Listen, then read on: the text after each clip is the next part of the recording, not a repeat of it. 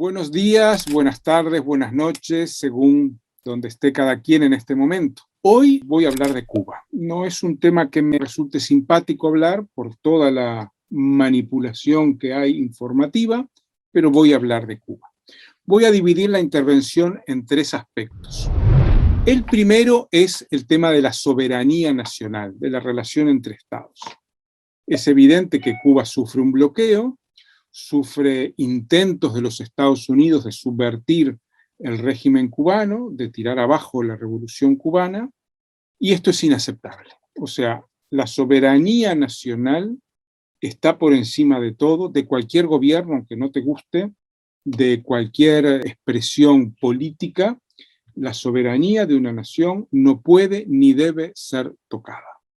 Eso no quiere decir que todo lo que suceda dentro de la nación lo apruebes, para nada. Hoy, por ejemplo, yo rechazo totalmente el régimen de Arabia Saudí o el gobierno de Iván Duque en Colombia. Sin embargo, no pido que haya una invasión o un derrocamiento externo del gobierno de Duque o del gobierno saudí, que es el gobierno más dictatorial del mundo, por lo que yo sé. Entonces, ese es un punto inicial primero, que es que la soberanía de las naciones no debe ser tocada, y llevamos 60 años de agresión de Estados Unidos a Cuba, de intentos de invasión reales, como fue Playa Girón en el año 61, de intentos de derrocar al gobierno por diferentes caminos, etcétera, etcétera, hasta el día de hoy. Y en este momento también está sucediendo eso. Eso debe ser totalmente rechazado. Lo segundo es intentar explicar, comprender qué está pasando hoy en Cuba, porque hay una situación grave desde el punto de vista económico-social. Bueno, de eso voy a dedicar unos minutos. Hay una situación de crisis agravada por la pandemia. Voy a aportar algunos datos. En el año 2020, según la CEPAL, hubo una contracción de la economía de 8.5%. La industria se contrajo 11,2% y el agro 12%. Mucho más grave que esto, que ya es grave de por sí, 10% es mucho, es la crisis del turismo provocada por la pandemia. En 2019, antes de la pandemia, Cuba recibió 4,2 millones de turistas.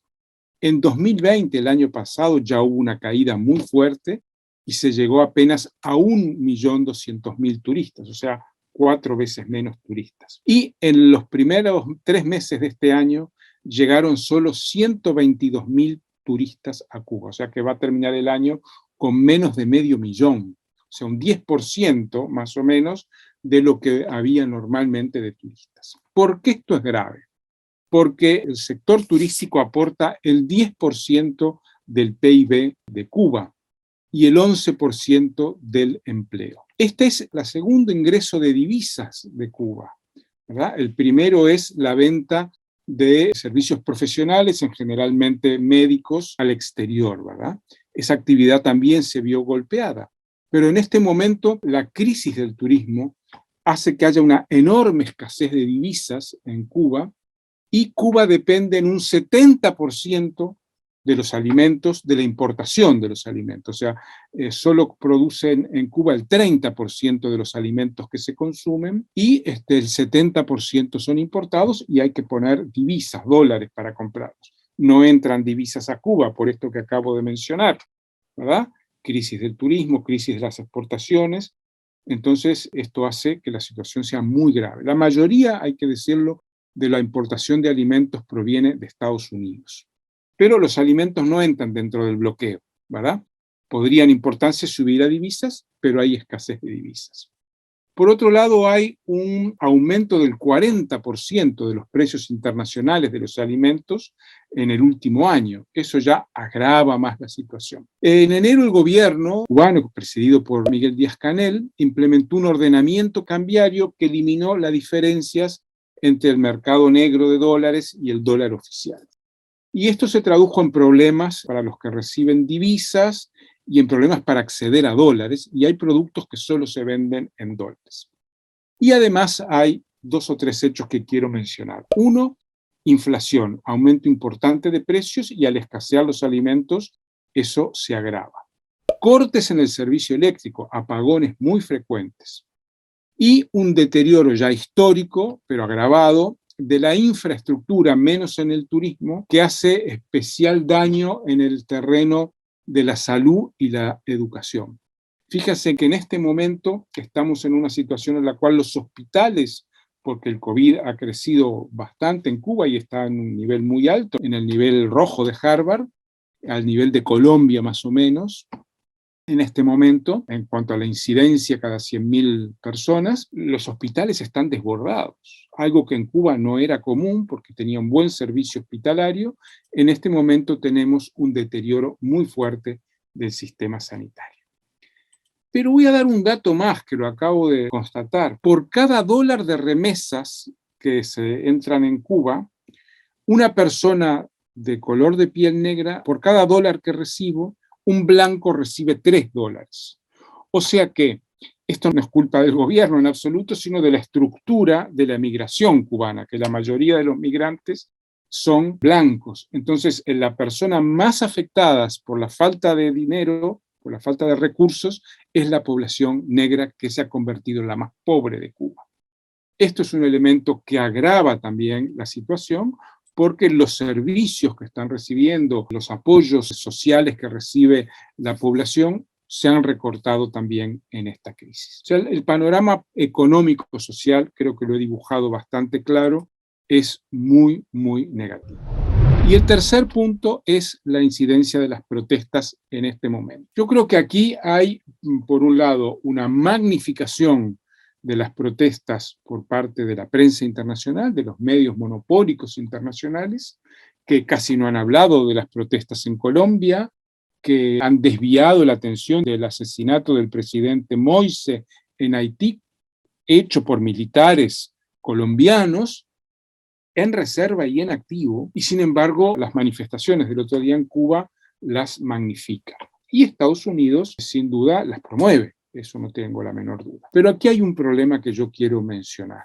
Acá hay un problema de un modelo que no funciona, ¿verdad? De un modelo que ya no satisface, ¿verdad? Centralizar todo en el Estado, impedir la participación de la población si no es a través del partido y las estructuras del partido-Estado. Fíjense, si en un país como Cuba hay una huelga, es tratada, una huelga propia de los obreros de un lugar, es tratada como un intento de derrocar al gobierno. Y es simplemente una huelga, una manifestación que en otros países pasa desapercibida o es reprimida, una manifestación común, no hablo de la revuelta colombiana de estos días, no se la puede tratar como un intento de derrocar a un gobierno.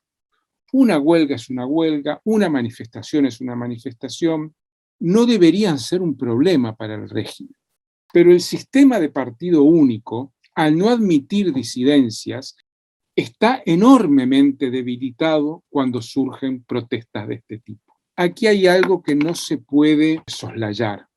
Y más allá de que se denuncia a Cuba como dictadura, la falta de libertades, etcétera, etcétera, que en algún aspecto es cierto, cuando vos tenés un régimen que no admite discrepancias, que no admite disidencias, toda la persona que discrepa es un atentado al régimen, es visualizada como un atentado al régimen.